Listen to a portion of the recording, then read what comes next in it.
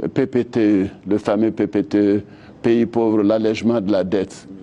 Mais vous savez, c'est moi, au Fonds monétaire international, qui ai plaidé pour que la Côte d'Ivoire figure sur la liste des pays pauvres très endettés. C'était une angoisse pour moi parce qu'en fait, nous n'étions pas un pays pauvre très endetté. Nous étions endettés, mais nous n'étions pas pauvres. Mais je connaissais les bénéfices que cela pouvait avoir pour mon pays. J'ai travaillé avec le conseil d'administration, c'est comme ça que la Côte d'Ivoire a été inscrite sur la liste.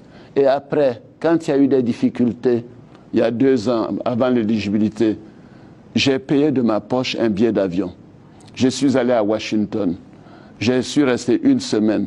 J'ai vu Dominique Strauss-Kahn.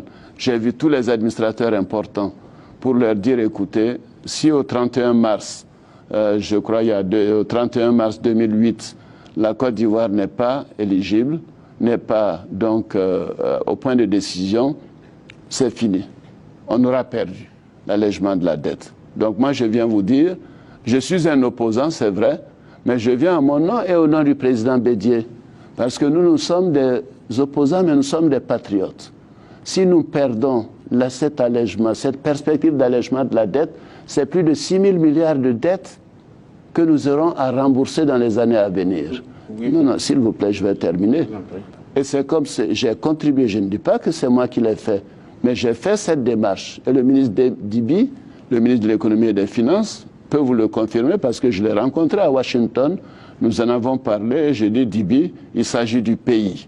Il s'agit de notre pays. Je vais aller défendre ce dossier. La Côte d'Ivoire a eu la chance d'avoir un de ses fils, qui a été le seul d'ailleurs africain qui a occupé cette fonction et depuis il n'en a pas eu. C'est le poste de directeur général adjoint du Fonds monétaire international.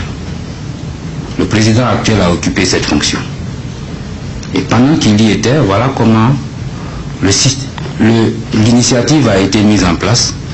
Et bien entendu, ce n'est pas qu'il a fait en sorte que la Côte d'Ivoire y soit, mais il a pesé quand même pour que notre pays fasse partie de ces pays-là devant bénéficier